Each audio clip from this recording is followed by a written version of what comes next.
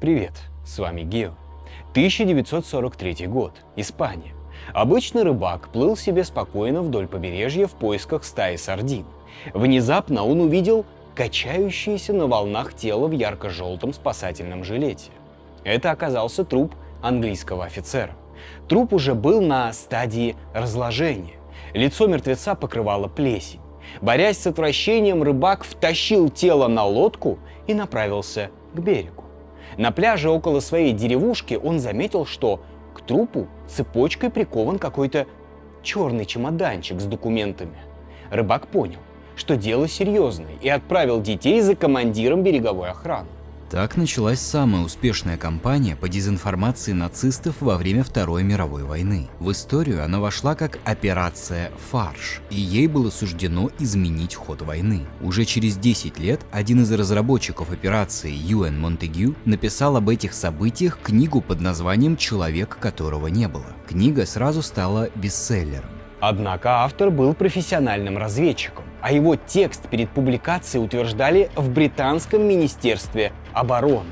Во имя национальных интересов множество подробностей этой операции рассказано не было. Получилась довольно такая картонная история про то, как мудрые британские разведчики наряжают в офицера какой-то труп, подбрасывают его на испанское побережье, потом документы попадают к глупым немцам, которые в них верят, и совершают несколько судьбоносных стратегических ошибок. В результате чего британцы проводят успешную высадку десанта на Сицилию и захватывают ее без особых проблем. За рамками истории осталось множество важных вопросов, ответы на которые были получены только в 90-е и нулевые, когда военные архивы Великобритании начали рассекречивать. И тогда проявилась совсем другая история этой знаменитой операции, очень рисковой и не очень легальной. А ее успех держался не столько на гениальном замысле, сколько на цепи ошибок и случайностей. Эмоции сыграли здесь более важную роль, чем расчеты. Короче, мы отправляемся в 1943 год. Переломный год Второй мировой войны. Мы увидим, как в реальности работали прототипы героев книг о Джеймсе Бонде. Погрузимся в тайную войну шпионов и увидим, как мелкие детали и маленькие люди меняли стратегические замыслы мощных военных держав.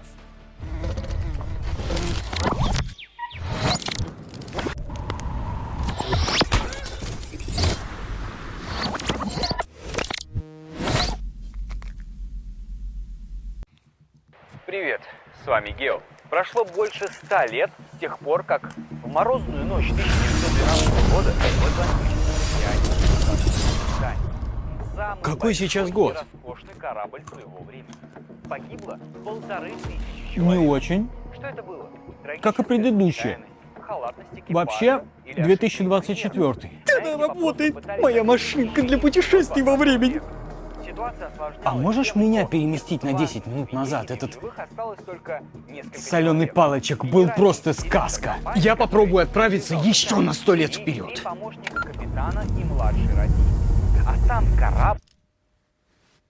Ты мне, блин, просто телек выключил. Святой Эйнштейн! Нет!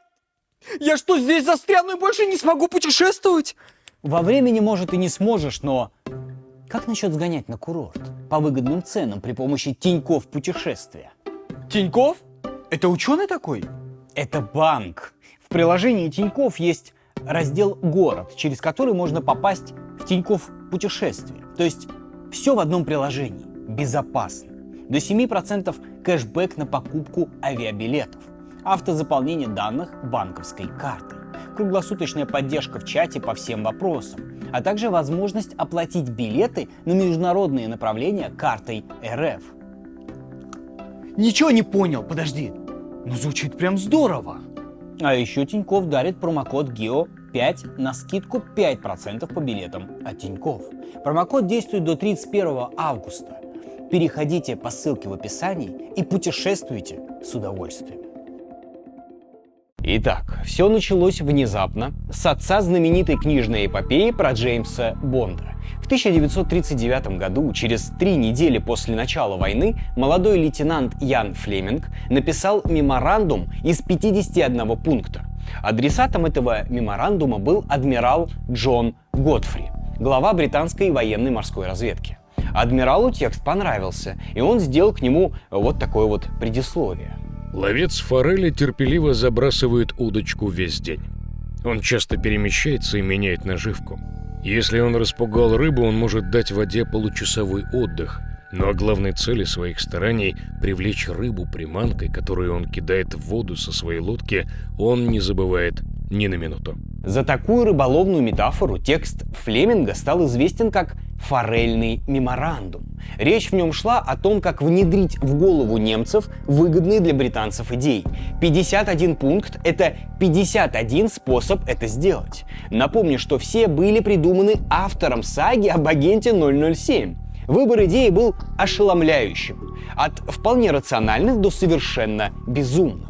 В числе прочего предлагалось сбрасывать в море футбольные мячи, покрытые светящейся краской, для привлечения подводных лодок, пускать по морю бутылки с записками, проклинающими гитлеровский рейх, снарядить фальшивое судно с сокровищами, в котором должен затаиться отряд особого назначения, распространять ложную информацию с помощью фальшивых экземпляров газеты «Таймс». Была даже идея пускать по воде жестянки со взрывчаткой, замаскированной под консервы, в расчете на то, что голодные немецкие моряки выловят банку, попытаются ее подогреть и взорвутся вместе со всей лодкой. Ни одна из этих идей реализована не была. Однако в толще форельного меморандума уже таилось зерно будущего успеха. Вот, например, пункт 28. Он назывался так: «Предложение в скобках». Не самое аппетитное. А дальше шел вот такой текст. Следующее предложение навеяно книгой Безила Томпсона. Труп в воде летчика с депешами в карманах падает на берегу. Якобы не раскрылся парашют. Получить труп в военно-морском госпитале, полагаю, будет нетрудно, но он, разумеется, должен быть свежим. Роман, которым вдохновлялся Флеминг, назывался «Тайна модной шляпки». Он начинается с грузовой ночи, когда в амбаре обнаруживают труп мужчины с бумагами на имя Джона Уитакера. По ходу романа главный герой выясняет, что все документы в карманах мертвеца – подделка. И визитные карточки, и счета, и даже паспорт. Все дальнейшее действие заключается в выяснении реальной личности убитого. Но Ян Флеминг был не просто писателем, он был разведчиком, поэтому его сильно зацепила эта тема. С созданием вымышленной личности для мертвеца. И через 4 года именно это его предложение станет основой операции «Фарш». Сюжет кажется фантастическим, но что-то похожее во время войны произошло и в реальности. В сентябре 1942-го во время авиакатастрофы были утеряны британские документы с подробностями предстоящего вторжения в Северную Африку. Военный самолет, летевший из Плимута в Гибралтар, в сильнейшую грозу потерпел крушение у Атлантического побережья Испании. Все пассажиры погибли. Среди них был курьер британского ВМФ, который вез губернатору Гибралтара письмо, где говорилось, что дата операции намечена на 4 ноября. Руководство британской разведки схватилось за голову. Если эти письма попали в руки немцам, следовало немедленно отменить операцию. Но как узнать, поделились ли испанцы с немцами или нет? Ведь если тревога окажется ложной, то будет сорвано важнейшее стратегическое наступление, на которое уже потрачены огромные ресурсы. В годы войны Испания сохраняла номинальный нейтралитет, хотя союзники опасались, что генерал Франко рано или поздно вступит в войну на стороне Гитлера. Официально испанские власти в целом выражали поддержку Германии. Многие испанские официальные лица были связаны с немецкой разведкой, и район, где потерпел крушение самолет, был известен как настоящий рассадник немецких шпионов. Но через 24 часа испанский адмирал передал труп курьера местному британскому консулу. Важное письмо по-прежнему лежало у него в кармане. Адмирал утверждал, что испанцы его не трогали. В Гибралтар срочно вылетели лучшие британские эксперты. Тело и письмо были тщательно исследованы. 4 печати оказались расклеены, скорее всего, из-за морской воды. Текст был хорошо различим, несмотря на долгое нахождение в воде. Так какой из этого можно было сделать вывод? Попало это письмо к немецким шпионам или нет? Нет. Одно наблюдение показало, что союзники могут успокоиться. Расстегивая плащ курьера, чтобы достать письмо, эксперты заметили, что из отверстий пуговиц высыпался песок, который втерся в ткань плаща, когда труп выбросило на берег. Британцы заключили, что крайне маловероятно, чтобы какой-нибудь агент, вновь застегивая плащ, вернул песок на место. В итоге операцию отменять не стали, и она прошла вполне успешно. Однако вскоре выяснилось, что британцам тупо повезло. Испанцы показали немцам все документы перед тем, как вернуть их Англии, но тем просто не хватило мозгов, чтобы ценить по достоинству полученную информацию. Подарок испанцев они сочли не слишком важным разведданными. Это цитата. И даже заподозрили, что британцы им этот труп специально подкинули. В результате менять план обороны они не стали и вскоре потеряли Северную Африку. А в британской разведке отметили в этой связи два факта. Во-первых, испанцы все-таки передают всю информацию немцам, несмотря на свой нейтралитет. А во-вторых, немцы, однажды уже потерпевшие болезненное поражение, в случае повторения этой истории наверняка отнесутся к данным с куда большим вниманием. Ведь вряд ли они захотят совершить одну и ту же ошибку дважды.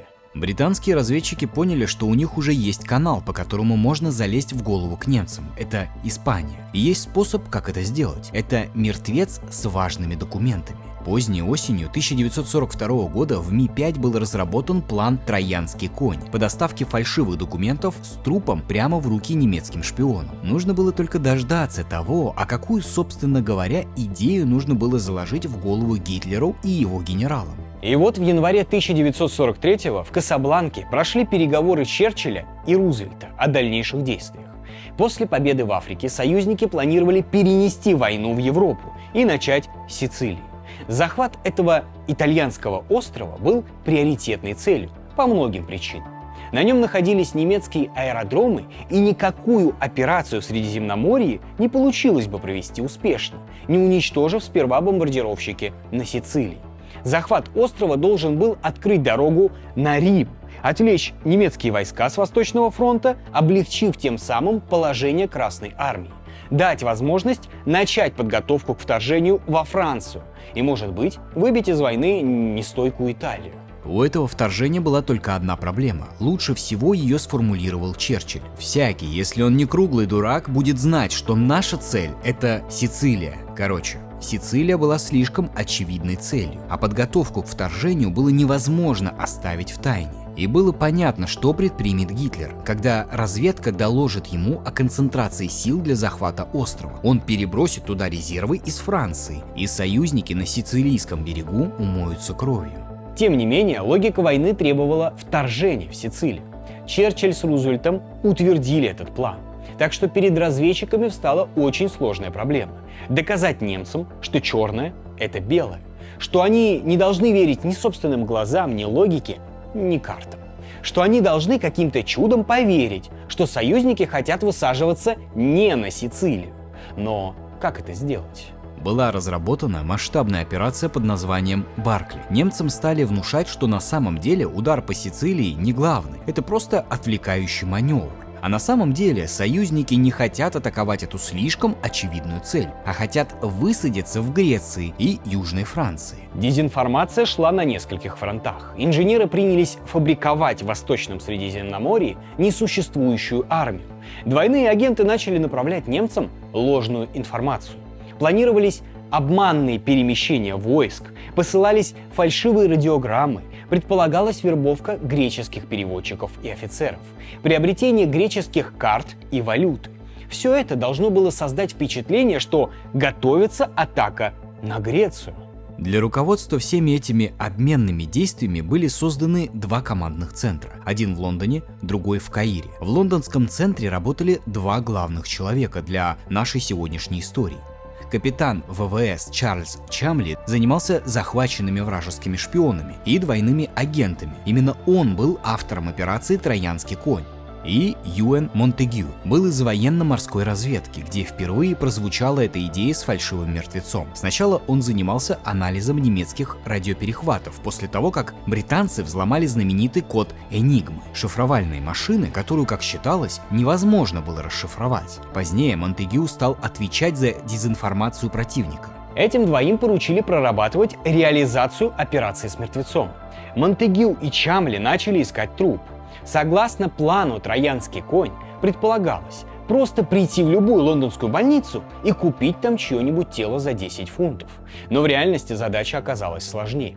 Шла Вторая мировая война. Трупов в Лондоне было просто полно. Однако найти среди них подходящий было непросто. Требования были довольно специфичны. Нужен был свежий труп мужчины призывного возраста без явных травм и физических недостатков. Причем родственники не должны были возражать против того, чтобы совершенно незнакомые люди увезли тело близкого им человека неизвестно куда и с неизвестными целями. Проблема была еще и в том, что разведчики не могли ходить по моргам и расспрашивать о трупах, ведь об этом сразу пошли бы слухи. В какой-то момент Монтегю и Чамли даже подумывали о том, чтобы просто тайно вырыть какого-нибудь свежего утопленника на кладбище ночью. Однако, как назло, подходящих не нашлось. И вот 24 января, когда в Касабланке подошли к концу переговоры Черчилля и Рузвельта, в заброшенном складе на окраине Лондона закончилась жизнь молодого валлийца, который наглотался крысиного яда. Именно ему после смерти повезет войти в историю под именем «Человек, которого не было». На самом деле человек, конечно, был. Его звали Глиндор Майкл. Он прожил недолгую и очень печальную жизнь. Родился в небольшом шахтерском городке Уэльси. Отец еще до свадьбы заразился сифилисом и заразил жену. Глиндор Майкл, скорее всего, получил эту болезнь по наследству, что сильно сказывалось на его здоровье и умственных способностях. Папа пил, мама рожала одного ребенка за другим, дети росли никому не нужные в страшной бедности. Достаточно сказать, что они надевали обувь один раз в неделю, когда шли в церковь. Когда Глиндору Майклу исполнилось 16, его отец пытался перерезать себе горло и вскоре умер в психиатрической клинике. Потом семья жила за счет помощи от благотворительных фондов. А вскоре после начала войны умерла и мать. Глиндор расписался в свидетельстве о смерти нетвердой рукой и остался на белом свете фактически один, так как сестры и братья им не интересовались. В армию его не взяли по причине то ли физического, то ли психического нездоровья. Он отправился в Лондон и превратился в бомжа. Зимой 1942 года он ночевал на заброшенных складах. И вот в одном из таких складов в итоге отравился и умер. Причина смерти так и осталась загадкой. В военном Лондоне развелось очень много крыс, так что везде были разбросаны сухари, смазанные ядом из фосфора. Короче, Глиндор то ли случайно их съел, то ли сознательно самоубился, непонятно. Его психическое состояние было таким, что равно допускало оба варианта. Вскоре после того, как труп валлийца поступил в лондонский морг, его руководители сообщили Монтегю и Чамли, что подходящее тело найдено. Следы отравления фосфором малозаметны. А после того, как тело побудет в воде, установить истинную причину смерти станет вообще невозможно. В своей послевоенной книжке Монтегю рассказал, что они встречались с родственниками умершего, и те разрешили использовать труп на благо Родины. Это было неправдой. Одним из главных критериев выбора тела было то, что родственникам на Глиндора было глубоко наплевать. Он и живой их не интересовал, а о приключениях его трупа они тем более ничего знать не хотели. Так что ни с кем разведчики не договорились, и если называть вещи своими именами, попросту украли труп при содействии лондонских патологоанатомов, так как это было очевидным нарушением закона. Позднее пришлось придумывать патриотическое объяснение. В реальности отношение к Глиндору Майклу и его родственникам у разведчиков было презрительно циничным. В одном из писем Монтегю назвал Глиндора никчемным человеком, а его родственники, цитата, «недалеко от него ушли. При жизни этот человек ничего полезного ни для кого не сделал». Реальную личность главного героя предстоящей операции постарались отовсюду стереть, чтобы избежать проблем в будущем. Имя Глиндора Майкла стало известным только в 90-е.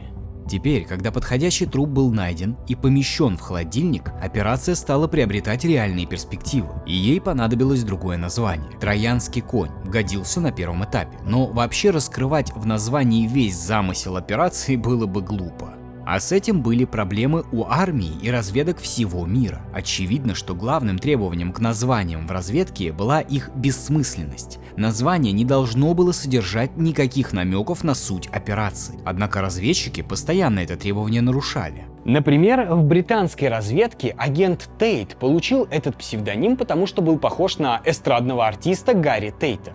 Уголовника Эдди Чапмена назвали зигзагом, потому что никто не мог быть уверен, куда он повернет в следующий момент. Немцы грешили в этом плане еще сильнее. Свою радарную систему дальнего обнаружения они назвали Хеймдаль по имени древнескандинавского бога, способного видеть на огромном расстоянии. Планировавшееся вторжение в Великобританию получило кодовое название «Морской лев». Весьма прозрачный намек на морской десант с попыткой захватить английского льва врасплох. В своей переписке немцы называли Англию полем для гольфа, а США страной дяди Сэма. Наверное, это казалось им забавным, хотя на самом деле было просто глупым. Монтегю тоже не смог преодолеть это искушение и выбрал для операции название «фарш». Мертвое рубленое мясо – это явный намек на мертвеца, фаршированного с секретными сведениями. Это название оставляло возможность догадаться о сути операции и, значит, было плохим. Однако военным оно понравилось, и его оставили. Теперь следовало придумать личность офицера, чей труп попадет в руки к немцам. На третий год войны у англичан был в этом огромный опыт. Дело в том, что после взлома Энигмы они выявили всех немецких агентов Великобритании. Большинство согласилось работать на британцев. 16 человек отказались и были тайно казнены. Но немцы об этом не знали. Ведь все их агенты продолжали исправно слать радиограммы. Только теперь они сообщали им тщательно продуманную дезинформацию. Более того, число этих агентов постоянно росло. Британские разведчики как бы вербовали для немцев все новых и новых шпионов, каждому из которых придумывались личность и место работы. Ведь надо же было обосновать, почему немцы должны верить их сообщениям. К этой работе подходили очень серьезно. Хуан Пухоль, самый знаменитый из всех этих двойных агентов, под конец руководил ни много ни мало 27 вымышленными вспомогательными агентами, у которых были и свои индивидуальные характеры, свои друзья, профессии, вкусы, место жительства и возлюбленные. Среди них был и сторонник превосходной арийской расы из Уэльса, и коммунист, и официант-грек, и богатый студент из Венесуэлы, и военный, недовольный службой в Южной Африке, и несколько мошенников. Компания была очень разношерстная. Монтегю писал, что чрезвычайно трудно было держать в памяти все способности и обстоятельства жизни каждого из множества абсолютно вымышленных агентов. Эти воображаемые лица должны были подвергаться всем приватностям обычной жизни.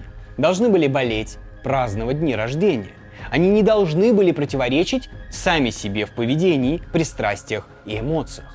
Как выразился Монтегю, вымышленный агент никогда не должен выбиваться из роли. Только тогда немецкие разведчики могли пребывать в уверенности, что у них в Британии действует широкая шпионская сеть, которой на самом деле не было. Но одно дело вести переписку от имени вымышленного персонажа, и совсем другое — дать немцам реальный труп этого вымышленного персонажа. Тут требовалось вранье совсем другого уровня. Одежда, внешность, личные вещи, документы, всякая мелочь в карманах — все это, несомненно, будет внимательно изучено. А если немцы поймут, что их пытаются обмануть, тогда они убедятся, что главный удар будет нанесен по Сицилии, и только сильнее укрепят ее оборону. То есть маленькая оплошность в одежде или бумагах мертвеца может обойтись солдатам союзников в десятки тысяч жизней. Но первое, о чем Монтегю и Чамли задумались, это чернила. Мертвец пробудет в воде несколько часов или дней. За это время бумаги размокнут и могут стать нечитаемы, что сделает бессмысленной всю операцию. Но и водостойкие чернила они использовать не могли. Это слишком сильно намекало бы на обман. Они обратились к специалистам из Ми-5, и те проделали многочисленные эксперименты с разными сортами чернил и типами пишущих машинок. Тексты погружались в морскую воду на то или иное время. Результаты изучались. Постепенно были найдены чернила, которые не расплывались от длительного пребывания в воде. Когда с этим разбирались, пришлось время самой интересной работы – придумывание личности погибшего офицера. В основном это происходило по вечерам в шикарном клубе Сохо. Юэн Монтегю происходил из богатой семьи еврейских банкиров, взявших себе аристократическую шотландскую фамилию. Он был членом этого элитного клуба и приглашал туда своих друзей-разведчиков. Там, за бокалом вина, они придумывали человека, которого не было. Мы говорили и говорили о нем, пока не почувствовали, что это наш старый друг. Он стал для нас совершенно реальным. Они придумали ему короткое семейное имя и место рождения, сделали его курильщиком. Они наделили его родным городом, воинским званием, подразделением, любовью к рыбалке. У этого человека будут часы, банковский счет, адвокат, запонки. У него будет все, чего не имел в своей несчастной жизни Глиндор Майкл. Заботливая семья, деньги, друзья, любовь.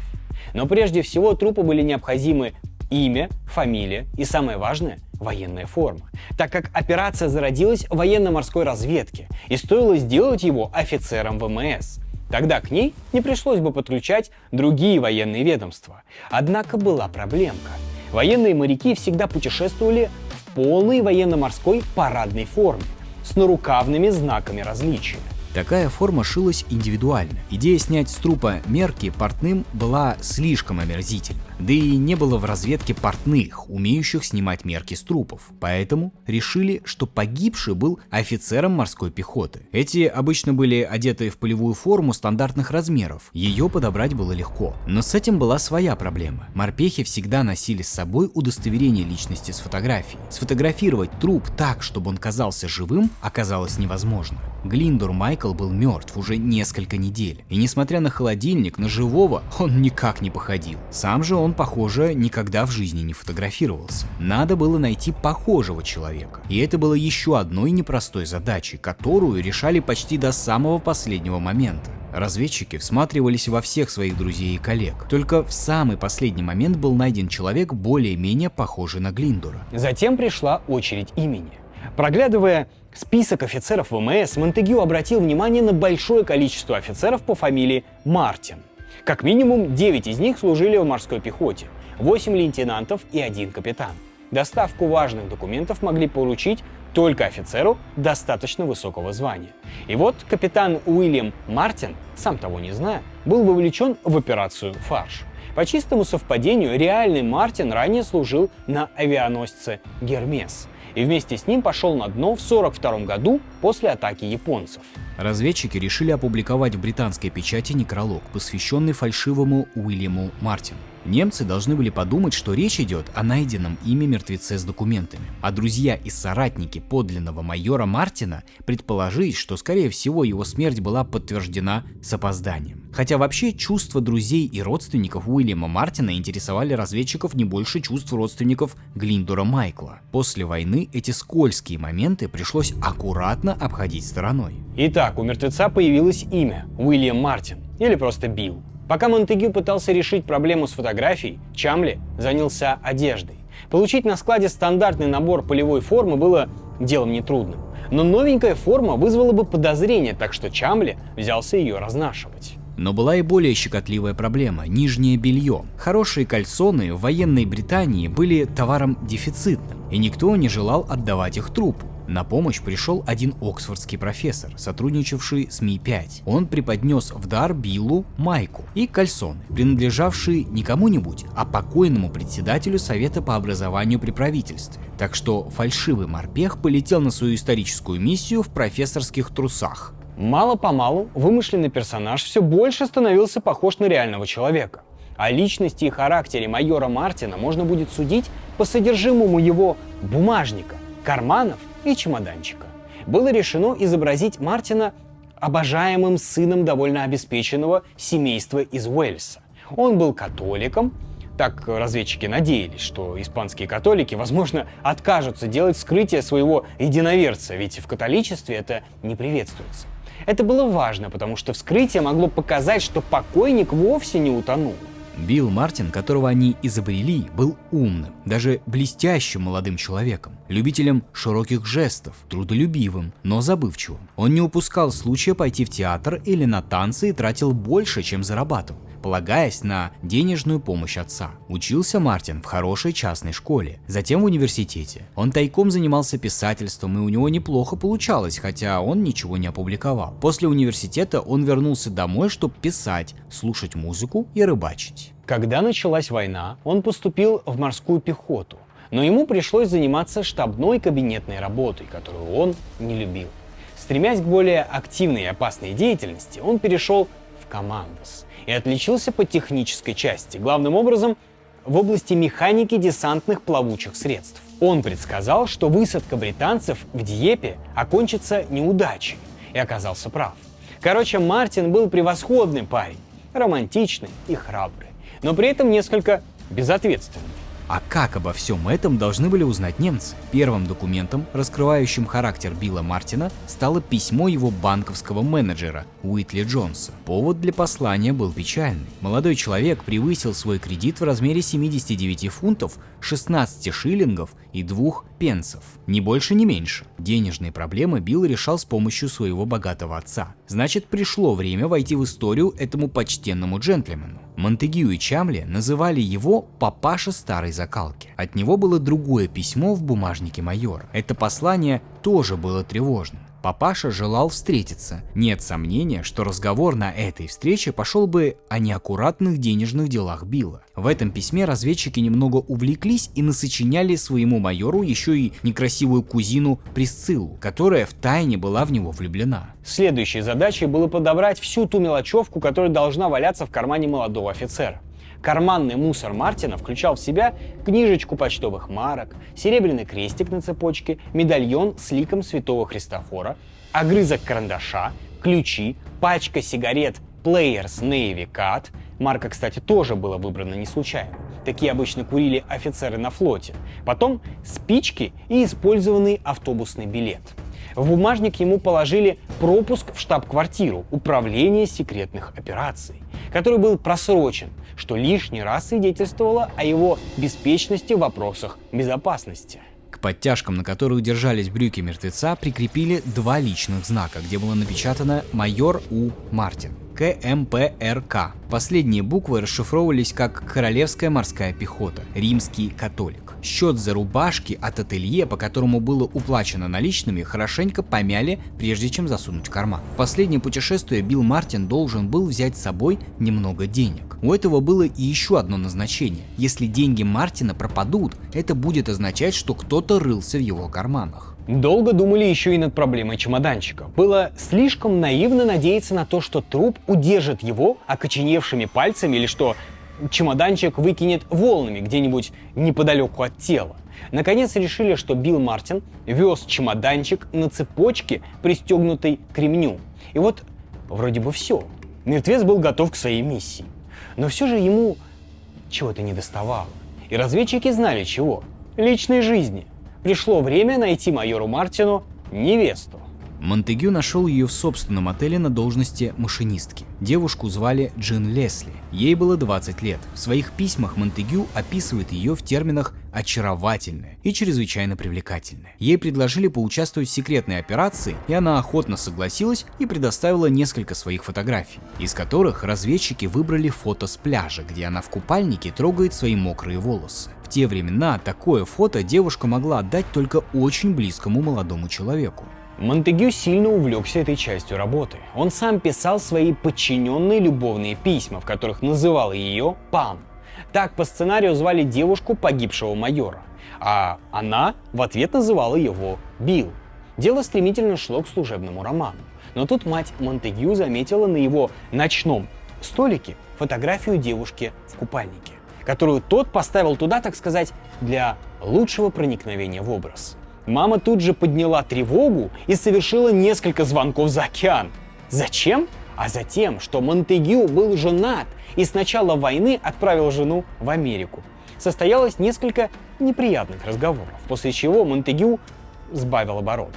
Письмо Биллу, написанное Джиной Лесли, разведчики забраковали. Было очевидно, что написала его очень неглупая девушка. Не зря ведь Джина работала в разведке, а избранница Билла по сценарию должна была быть красивой, но глупой. Она ведь заключила с ним помолвку всего после нескольких встреч и накануне его вылета на опасное задание. Это о большом уме не говорило, так что любовное послание доверили написать начальнице Джины, старой деве. Про нее даже шутили, что в момент написания этого письма она ближе, чем когда-либо в жизни соприкоснулась с миром любви.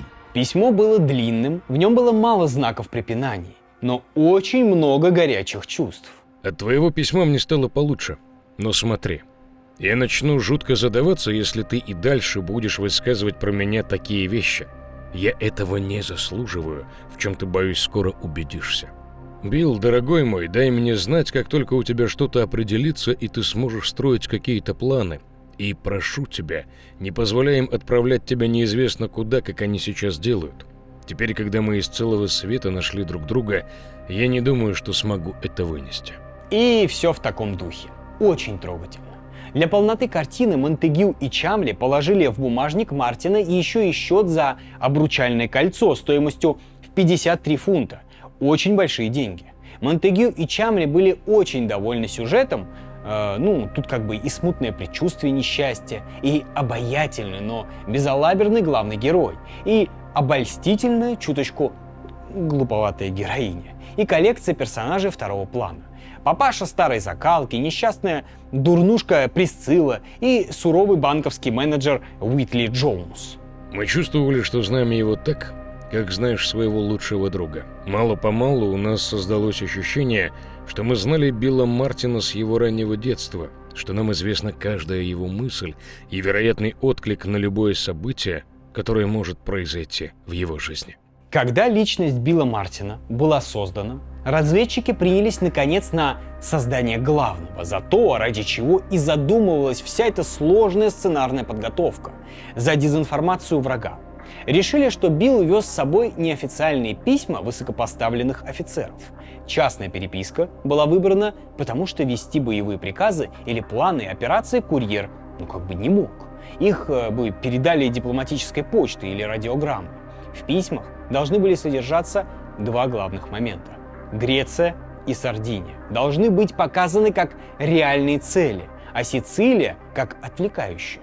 Монтегю написал послание от имени генерала сэра Арчи Ная, вице-шефа имперского генштаба, генералу сэру Гарольду Александеру в Тунис, после чего передал это письмо на утверждение. И тут начались большие проблемы. Целый месяц письмо пересматривалось, переписывалось, исправлялось. Старшие офицеры разведки, начальники штабов, другие чины – все хотели внести свою лепту. Одни хотели дать более ясные указания на Грецию и Сардинию, другие – добавить к Сицилии еще какую-нибудь отвлекающую цель. В конце концов, все переругались, и было решено поступить просто. Дать написать письмо самому сэру Арчибальду, который по сценарию и должен был выступить автором текста. Тот выбросил из письма несколько придуманных разведчиками шуток, заявив, что генералы в переписке друг с другом так не шутят, Вместо этого он захотел вставить свою шутку, но ее выкинули уже разведчики. Они решили, что немцы могут генеральский юмор не понять, запутаться и что-то заподозрить. Но это только одно письмо, было и второе. Его якобы написал непосредственный начальник Мартина, и адресовано оно было адмиралу Каннингему. Из письма следовало, что курьер Мартин – квалифицированный специалист по десантным плавучим средствам. Он командируется в помощь адмиралу для подготовки к военно-морской десантной операции. В конце письма была просьба вернуть майора после окончания операции и личная просьба. Хорошо бы он привез с собой сардин, ведь у нас они по карточкам. Это был еще один намек, что британцы собираются атаковать Сардины, а не Сицилию. Англичане считали, что у немцев плохое чувство юмора, и такой прямой намек будет им понятен. Наконец все было готово, и 15 апреля план понесли на утверждение Черчиллю. Представляющий его офицер на всякий случай решил подселить соломки и зачем-то принялся объяснять премьер-министру, что все может пойти плохо и немцы догадаются. Черчилль, которому план очень понравился, ответил на это просто. В таком случае мы заберем труп обратно и устроим ему еще один заплыв. Короче, операция была утверждена. Еще оставалось решить проблему доставки тела к берегам Испании. Везти решили на подводной лодке. Путешествие занимало более недели. И главная техническая трудность состояла, в поддержании достаточно свежего состояния тела во время подводного плавания. Подводники славились как люди выносливые и неприхотливые, но даже они вряд ли согласились бы плыть в обществе разлагающего мертвеца. На помощь пришел Чарльз Фрейзер Смит из отдела Q, главный поставщик всевозможных приспособлений для секретной службы. Кстати, именно он стал прототипом эксцентричного изобретателя в фильмах про Джеймса Бонда. Фрейзер Смит изобрел первый в мире контейнер для подводной перевозки трупов. Здоровенный такой цилиндр, набитый сухим льдом, поглощающим кислород.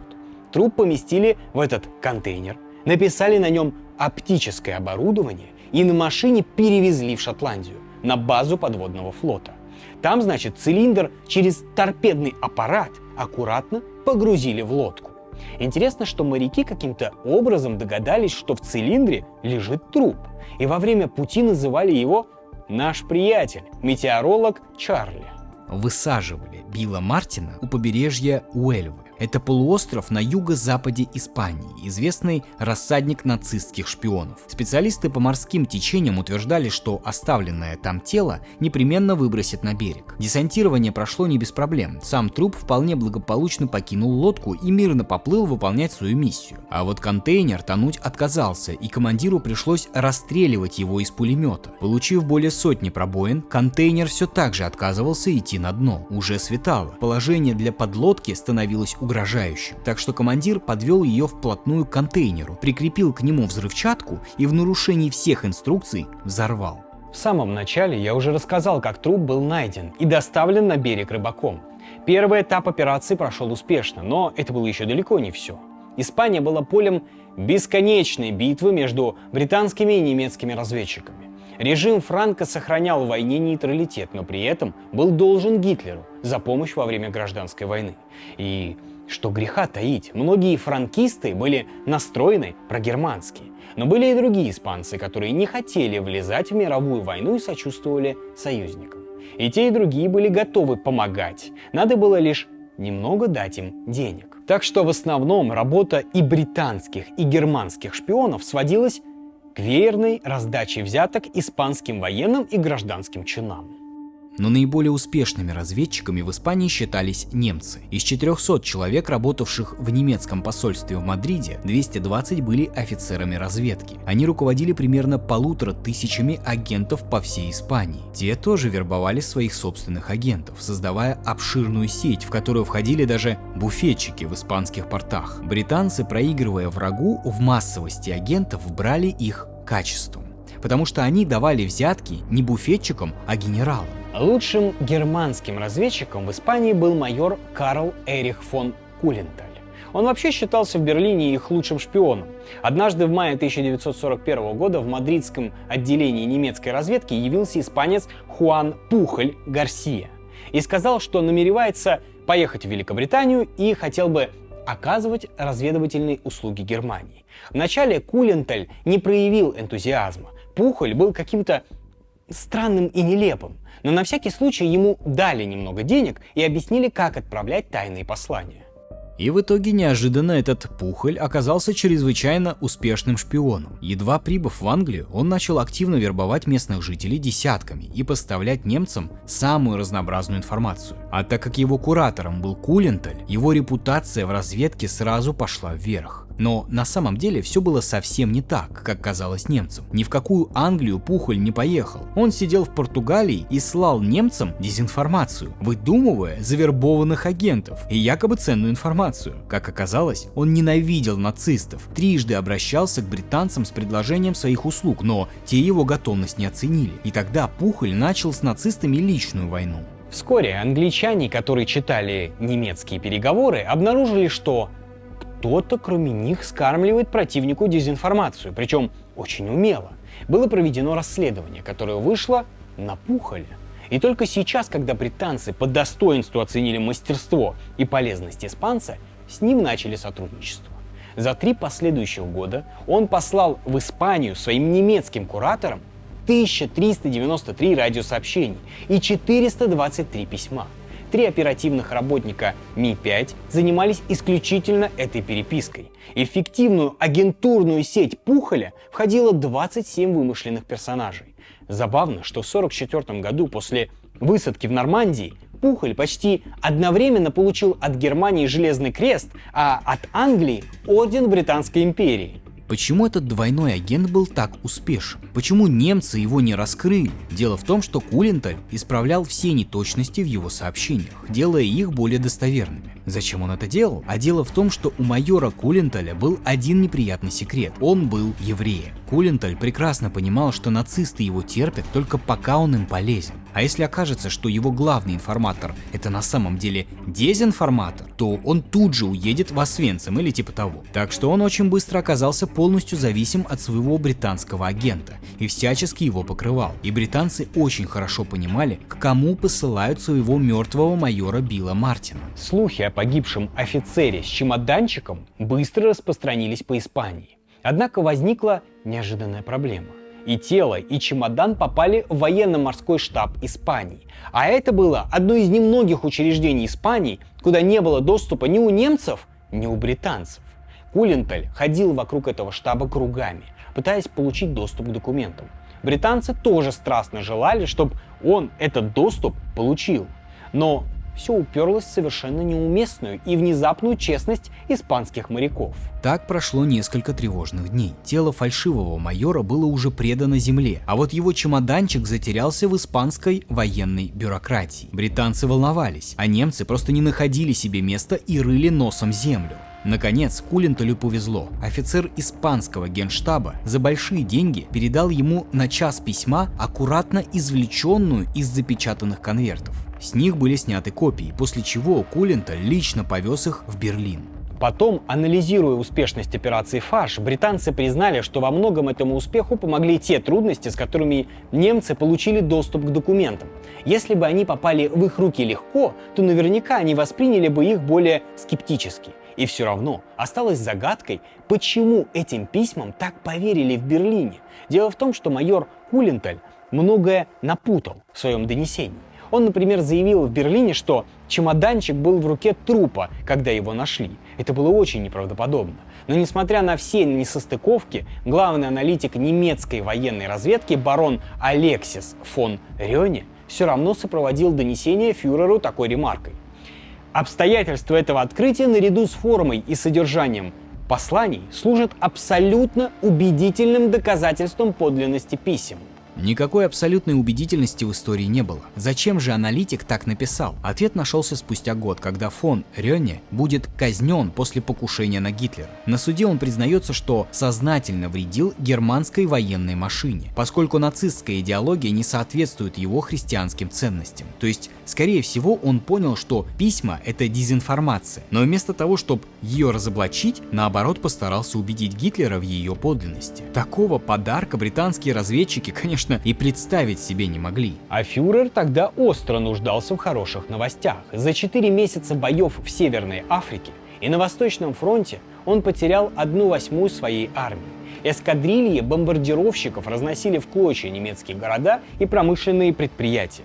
Нужна была новость, которая вновь убедит его в том, что он непобедим. И тут разведка принесла ему план союзников. Гитлер немедленно поверил в свою удачу. И вот 12 мая британские перехватчики засекли радиограмму от немецкого генерала Йодля. Там говорилось, что в ближайшем будущем планируется крупномасштабный вражеский десант как в Восточном, так и в Западном Средиземноморье. И далее в сообщении были приведены все детали предполагаемого вторжения в Грецию, в точности повторяющие то, что было написано в фальшивом письме англичан. Монтегю и Чамли в Лондоне ликовали. Наживка была проглочена целиком. Операция «Фарш» оказалась невероятно успешной. В конце мая первая танковая дивизия немцев была перенаправлена в Грецию. Другие резервы ушли на Сардинию и Корсику. Операция «Фарш» растащила немецкие резервы по всему Средиземноморью, оставив Сицилию без подкреплений. А 10 июля там началась высадка союзников. Конечный результат операции «Фарш» выглядит так. Союзники рассчитывали, что в первый день высадки потеряют до 10 тысяч человек и около 300 кораблей. А в итоге людей они потеряли в 7 раз меньше, а кораблей вообще всего 12. Поразительно, но в тот момент, когда высадка союзников уже шла полным ходом, немцы продолжали перебрасывать эскадрилью своих штурмовиков с Сицилии на Сардинию.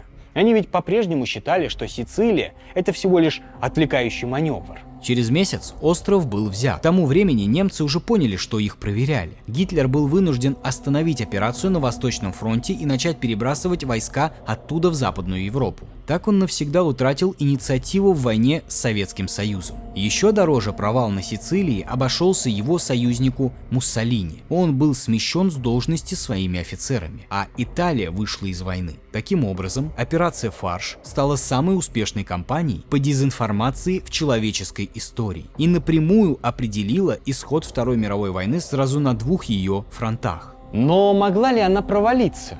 Да, конечно. И если бы кто-то и был в этом виноват, то им стал бы ее главный идеолог Юэн Монтегю. Германская разведка работала в Великобритании просто ужасно.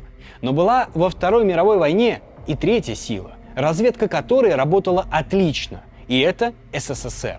У Юэна был брат Айвар, большой любитель пинг-понга из Советского Союза. В Ми-5 очень давно подозревали, что этот выходец из высшего общества шпионит для Советов. Его переписку постоянно читали, но никак не могли раскусить. Айвар был создателем международной организации по популяризации пинг-понга. Постоянно общался с другими любителями в этой игре и, как подозревали в Ми-5, кодировал в этих сообщениях разведывательные сведения. Но раскусить его так и не смогли. И только после развала СССР стало известно, что Айвар Монтегю действительно был агентом НКВД под псевдонимом «Интеллигенция». То ли рассуждения о ракетках и шариках все-таки скрывали тайную информацию, то ли у него был какой-то другой канал связи с Москвой, но сведения туда он поставлял регулярно. И хотя его брат утверждал, что не делился с ним секретной информацией, в 90-е выяснилось, что НКВД было полностью осведомлено об операции «Фарш». Так что все-таки Монтегю слишком много болтал в кругу семьи. И всем просто повезло, что его брат шпионил на союзный СССР, а не на враждебную, Германию. Всего хорошего.